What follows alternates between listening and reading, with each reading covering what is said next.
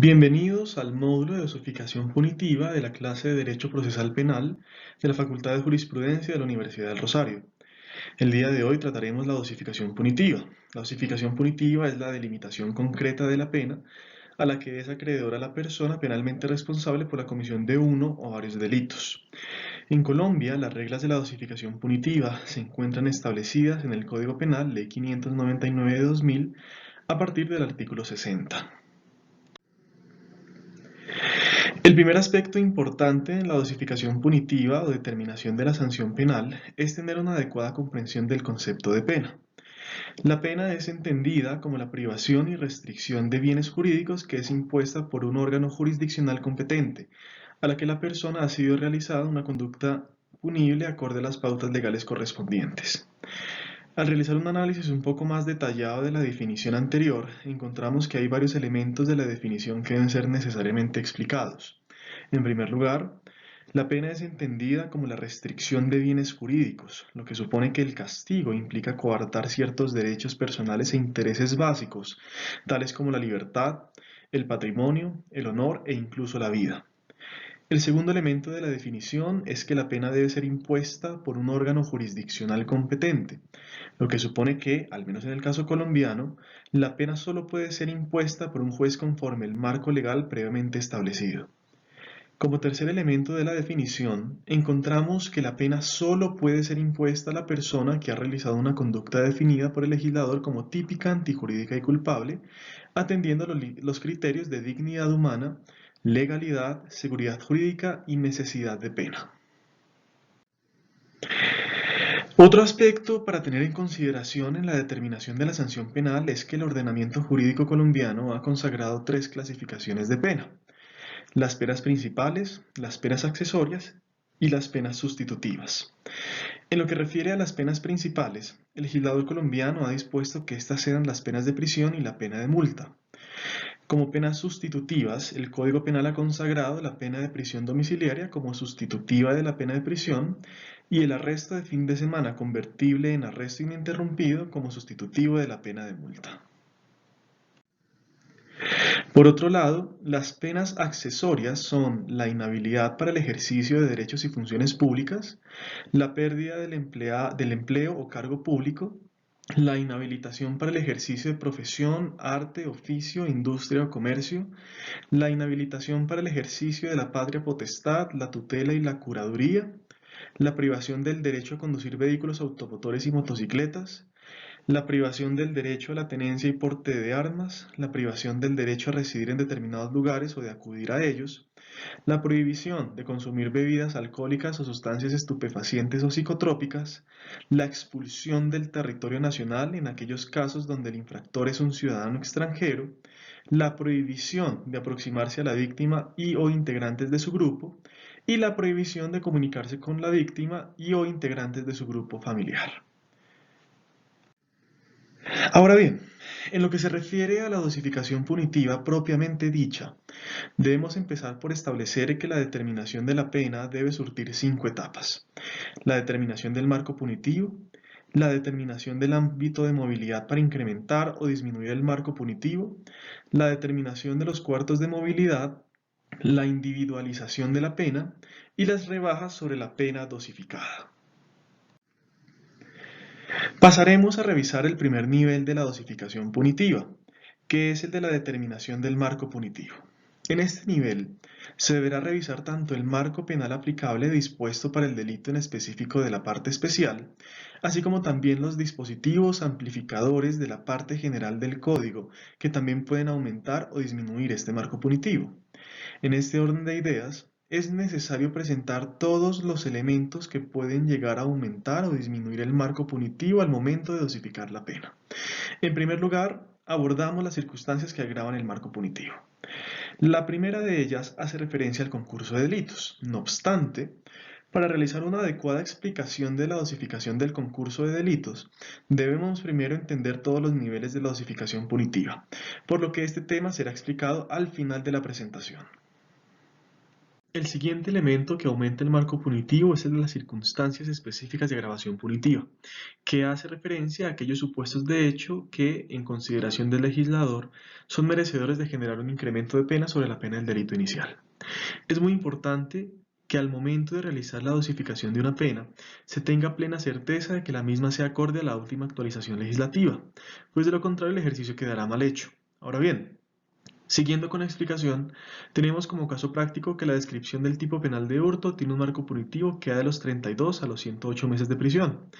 Este marco punitivo podría ser aumentado si concurren una o algunas de las circunstancias de agravación punitiva consagradas en el artículo 241 del Código Penal, caso en el que el nuevo marco punitivo deberá aumentarse de la mitad a las 3/4 partes.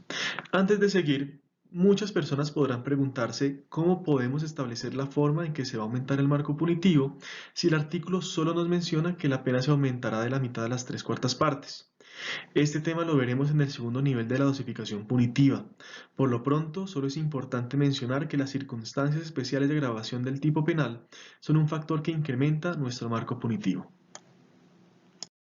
Otra circunstancia que puede aumentar el marco punitivo en abstracto es el del delito continuado y el delito masa, dispuesto en el parágrafo del artículo 31 del Código Penal. Como se observa, si esta situación llega a concurrir en el caso concreto, la pena a imponer será la del respectivo delito aumentada en una tercera parte.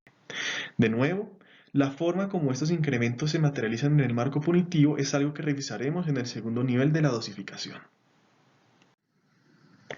Ahora bien, así como tenemos causas que incrementan el marco punitivo, también tendremos causas que disminuyen dicho marco. El primer caso lo tenemos en las circunstancias específicas de atenuación punitiva, que se refieren a circunstancias de hecho que, en consideración del legislador, justifican disminuir el marco punitivo original al momento de tasar la pena.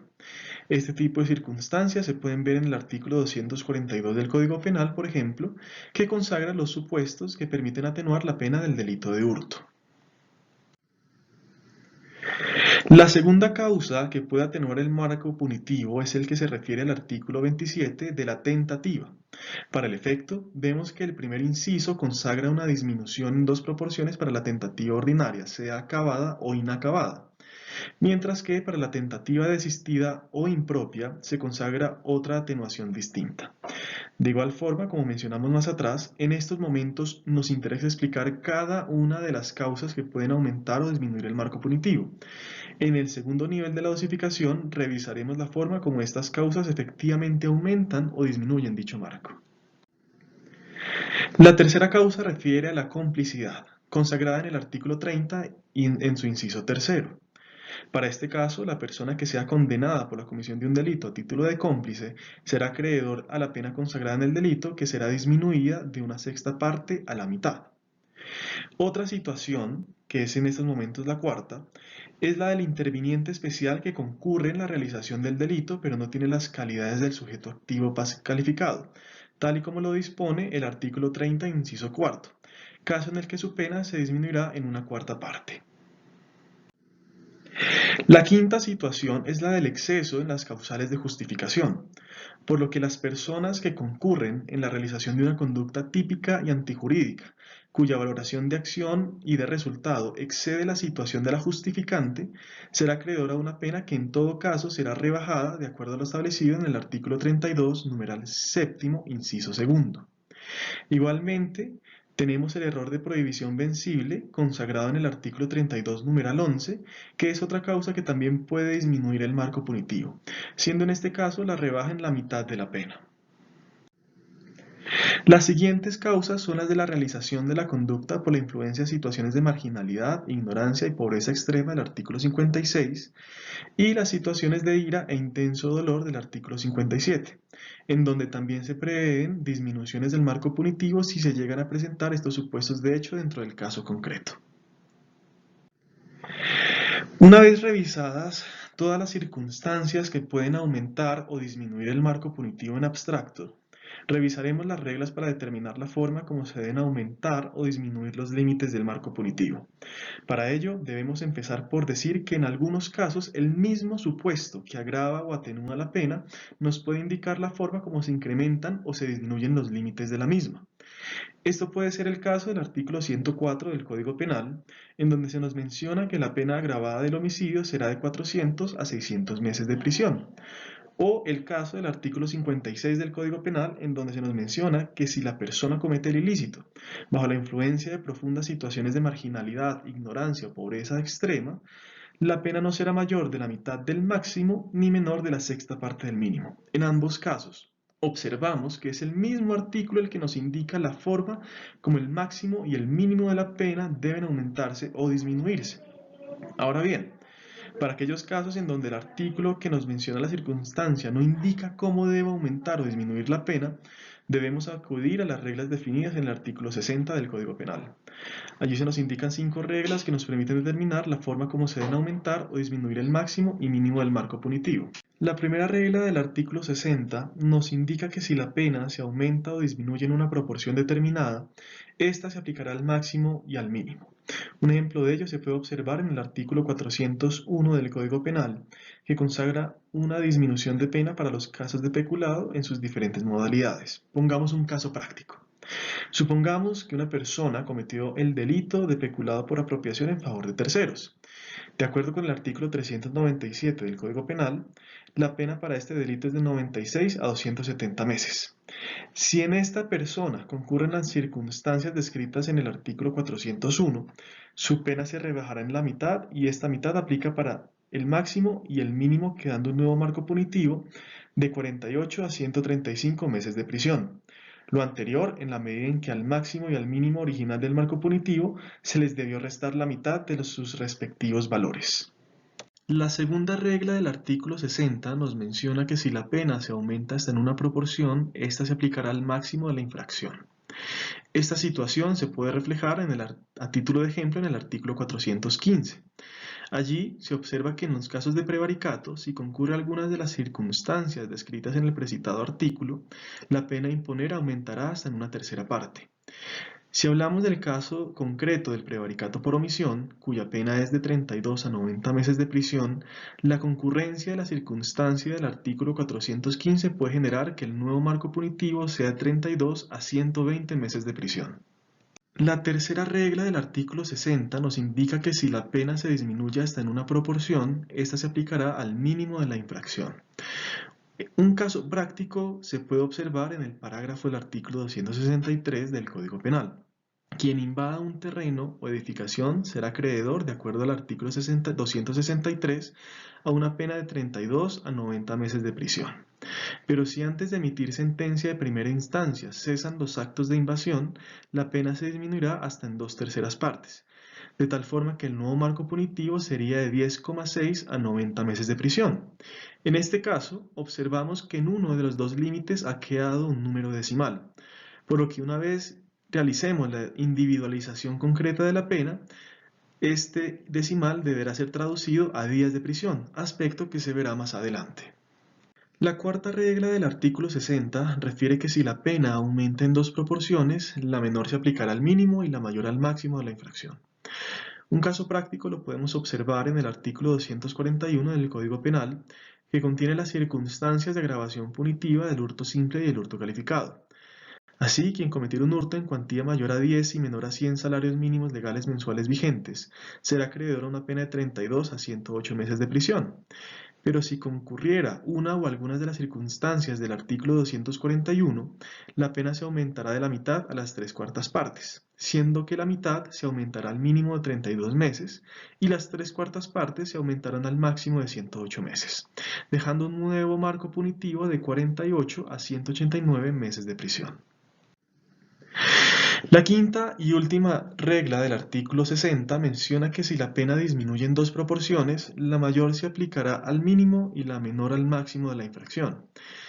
En el caso del artículo 436 del Código Penal, la persona que realice falsa denuncia contra persona determinada podría ser acreedora a una pena de prisión de 64 a 144 meses de prisión. Pero si se retracta antes de la última oportunidad procesal para práctica de pruebas, la pena se puede rebajar de la tercera parte a la mitad según el artículo 440. En este caso, la mitad se aplicará al mínimo de 64 meses de prisión, mientras que la tercera parte se aplicará al máximo de 144 meses, dejando un nuevo marco punitivo de 32 a 96 meses de prisión. Una vez determinado el segundo nivel de la dosificación, corresponde revisar la forma como se determinarán los cuartos de movilidad en el marco punitivo. Al respecto, es importante mencionar que la ley dispone tres ámbitos de movilidad: el primer cuarto, los cuartos intermedios y el último cuarto. Supongamos que tenemos un caso de hurto agravado cuyo marco punitivo, como lo indicamos anteriormente, está entre 48 y 189 meses de prisión. Lo primero que deberemos establecer son los cuartos de movilidad. Para ello, una fórmula matemática sencilla es sacar en primer lugar la diferencia entre 48 y 189, cuyo resultado es de 141. Esta diferencia la vamos a dividir en 4, cuyo resultado será 35,25. Con este valor ya sabemos que cada cuarto es de 35,25, por lo que empezaremos a delimitar los cuartos de movilidad, siendo el primer cuarto de 48 meses a 83,25 meses de prisión, los cuartos intermedios de 83,25 meses a 118,5 meses de prisión y de 118,5 meses de prisión a 143,75 meses de prisión. Y el último cuarto de 143,75 meses de prisión a 189 meses de prisión. Como podemos observar, al momento de delimitar los cuartos tenemos números decimales. Como lo mencioné anteriormente, estos números decimales deben ser llevados a días de prisión, aspecto que se revisará más adelante. Una vez determinados los cuartos, surge la pregunta: ¿cómo podemos ubicar el cuarto en el que el juez debe individualizar la pena? Para ello debemos tener como referencia los artículos 55 y 58 del Código Penal. Estos artículos describen las circunstancias de menor y mayor punibilidad respectivamente y hacen una referencia a supuestos dentro del caso que ayudan a determinar el cuarto de movilidad en el que el juez debe ubicarse para individualizar la pena. Es importante mencionar que si dentro del caso estas circunstancias de mayor o menor punibilidad han sido previstas de otra manera, por ejemplo, como causales de agravación o atenuación especial del tipo penal siempre que haya lugar a ello, ya no se podrán tener en consideración al momento de determinar los cuartos de movilidad, por el principio de prohibición de doble incriminación. Siguiendo el ejercicio propuesto, nos ubicaremos en el primer cuarto de movilidad de 48 a 83,25 meses de prisión, en el caso de que no haya concurrencia de circunstancias de mayor ni de menor punibilidad o en su defecto, solo haya circunstancias de menor punibilidad. Nos ubicaremos en los cuartos intermedios, es decir, de 83,25 a 143,75 meses de prisión, cuando exista concurrencia de circunstancias tanto de mayor como de menor punibilidad, y nos ubicaremos en el último cuarto, esto es, de 143,75 a 189 meses de prisión, cuando solo concurran circunstancias de mayor punibilidad. Supongamos que en nuestro caso hay concurrencia de circunstancias de menor y de mayor punibilidad, por lo que nos ubicaremos en los cuartos intermedios, esto es, de 83,25 a 143,75 meses de prisión. Con la delimitación del cuarto de movilidad, entraremos en el cuarto nivel de la dosificación, consistente en la individualización de la pena. Para ello, el juez deberá tener en consideración la mayor o menor gravedad de la conducta, el daño real o potencial creado con la comisión del delito, la naturaleza de las causales de agravación o atenuación de punibilidad, la intensidad del dolo, la culpa o preterintención, la necesidad de pena y la función que ella deberá cumplir en el caso. Con estos elementos, el juez estará en capacidad de determinar la pena en concreto que debe pagar la persona que haya cometido el delito. Siguiendo nuestro caso, para la persona condenada por el delito de hurto simple agravado, cuyo ámbito de movilidad se ubica en los cuartos intermedios, la pena a imponer será de 90,5 meses de prisión. Como observamos, tenemos en este caso un número decimal que debemos pasar a días de prisión. Para ello debemos elaborar una regla de 3 en donde consideremos una unidad como un mes de 30 días de prisión. En este caso, al tener un decimal de 0,5, si aplicamos la regla de 3, tendremos que este 0,5 comportan 15 días de prisión, por lo que la pena a imponer será de 90 meses y 15 días de prisión. Determinada la sanción penal, corresponde revisar si en el caso concreto pueden concurrir causas que tengan un impacto en la rebaja de pena, que se generan mediante la celebración de preacuerdos o la aceptación de cargos por parte del procesado en desarrollo del proceso penal. Corresponde mencionar en primer lugar que en el caso de los preacuerdos estos se pueden desarrollar sobre los términos de la imputación o sobre la pena. En el primer caso, el fiscal y la defensa podrán negociar un preacuerdo en el que se puedan modificar las circunstancias específicas de agravación, circunstancias de atenuación punitiva e incluso realizar la variación de la calificación jurídica de la conducta siempre que se respete el núcleo fáctico de la imputación. Frente a un preacuerdo sobre los términos de la imputación, le corresponderá al juez realizar todo el ejercicio de dosificación punitiva conforme se ha explicado en este módulo. En lo que se refiere a un preacuerdo sobre la pena, el acuerdo al que haya llegado el fiscal y la defensa sobre la pena a imponer deberá respetar en todo momento las reglas de dosificación punitiva, esto es, los 4 niveles que hemos tenido oportunidad de explicar, pasando por la determinación del marco punitivo, la delimitación de los cuartos de movilidad y la individualización de la pena.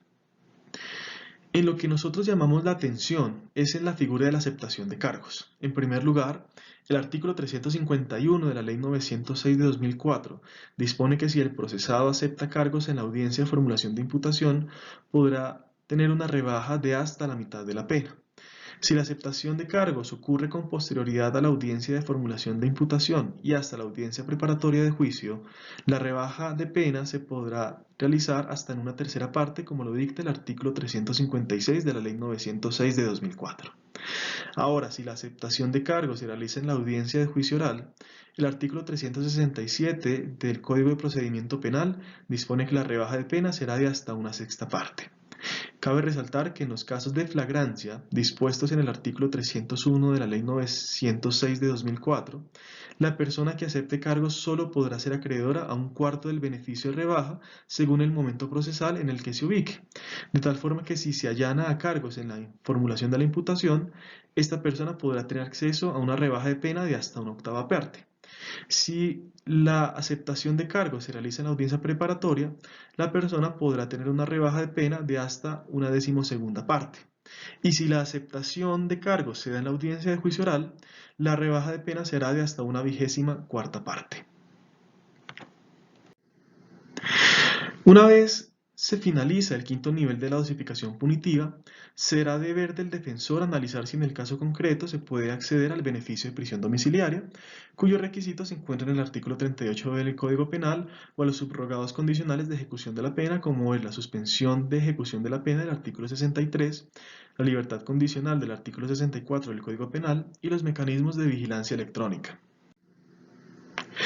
Queda por analizar la forma como se realiza la determinación de la sanción penal en el concurso de delitos.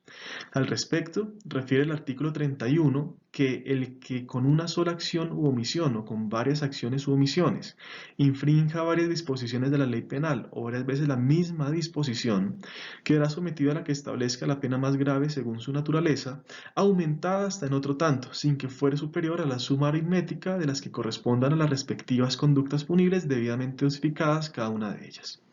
Para entender este artículo, vamos a dividir su análisis de la siguiente forma. En primer lugar, la dosificación de un concurso de delitos supone que se dan dosificar todas y cada una de las conductas punibles por las que fue condenada la persona.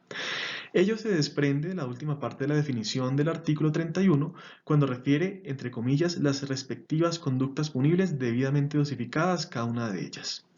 Así, el primer paso que debemos tener en cuenta es que debemos pasar por cada uno de los 4 niveles que tuvimos oportunidad de detallar anteriormente, esto es, la determinación del marco punitivo, las reglas de determinación de los máximos y mínimos, la ubicación del cuarto de movilidad y la individualización de la pena.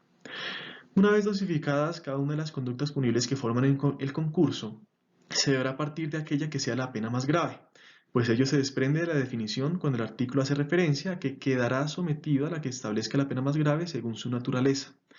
En un concurso de delitos siempre deberá partirse de la pena más grave debidamente dosificada y a partir de allí la pena se podrá aumentar en otro tanto que no podrá superar la suma de las penas de los delitos ya dosificados.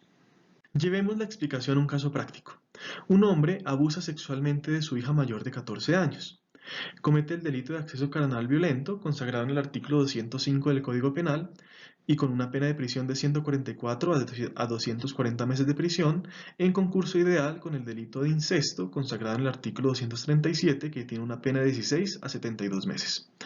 Supongamos que en el caso en concreto no concurren circunstancias de agravación o atenuación punitiva y además El papá no tiene antecedentes penales, por lo que en el caso solamente concurren circunstancias de menor punibilidad. Al momento de tasar la pena y ubicar los cuartos de movilidad, encontramos que en el delito de acceso carnal violento, el cuarto de movilidad está entre 144 y 168 meses de prisión, y el juez decide imponer la pena de 150 meses de prisión. En lo que se refiere al delito de incesto, el cuarto de movilidad se ubica entre 16 a 30 meses de prisión y el juez decide individualizar la pena en 20 meses de prisión. Siguiendo la regla del artículo 31, se debe partir de la pena más grave, esto es, la pena de 150 meses de prisión. En principio, el juez puede tomar este monto como la pena a imponer en el concurso de delitos. No obstante, si el juez considera que se requiere de la imposición de una pena más alta, lo puede realizar siempre que la individualización de la misma no supere la suma aritmética de ambas conductas, esto es, 170 meses de prisión.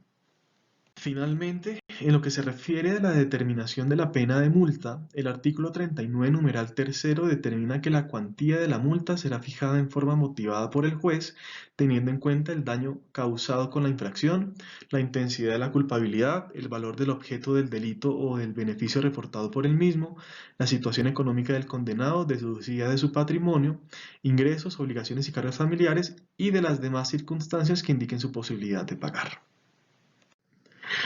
Finalizamos esta presentación agradeciendo su atención y esperamos verlos próximamente en los siguientes módulos de este curso.